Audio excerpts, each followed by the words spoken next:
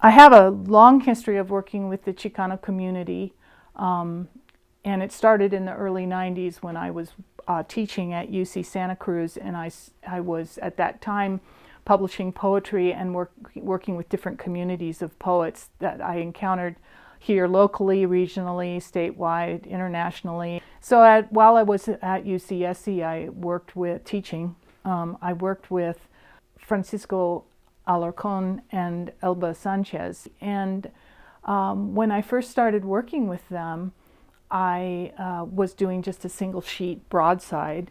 And then I realized through my exposure that this was just a really, really lovely community of people. The writing was really warm and inspiring. The people were warm and inspiring. There was this embracing each other and supporting one another. There was never any competition or one-upmanship. It was the opposite. I was encouraged to contribute, and really, by that time in my career, I've been printing for over 40 years. And so I had some work to show. I had some things that I had already done. And I think people saw that I had something to contribute. So I started to work on, I did a book with Francisco. I did a book with Elba. By that time, I've had two books into, is this a series of Chicano writers? And I went to Francisco, who was really a networker. He's gone now, and he was a certain type of person who was he was the one who brought me so warmly into the community, and Elba as well.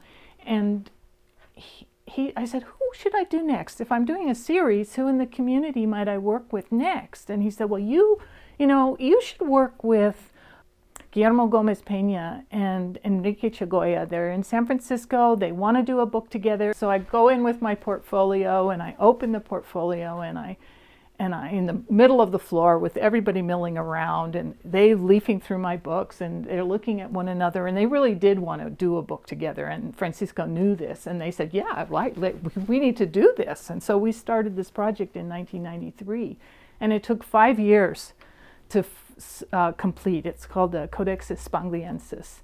So I was just really in for a treat with the two of them and the kind of thing they did. And at that point, it was really about marrying the type with the images, which was wonderful for me, coming from a very strict design background with type, poem, image, type, image, type, image. And this was all about bringing it together. So I did that project, which has garnered a lot of support and a lot of interest around the world, and did a trade edition of that, a small reproduction, a commercially printed reproduction with City Lights Books, Moving Parts Press, and City Lights in 2000, and that has been in print, and now it's 2020. It's still in print, and people are still interested in it. And you can Google it. People have written papers, paper after paper, and articles, and reviewed, and so it was a real, it just broke open an international audience for my work.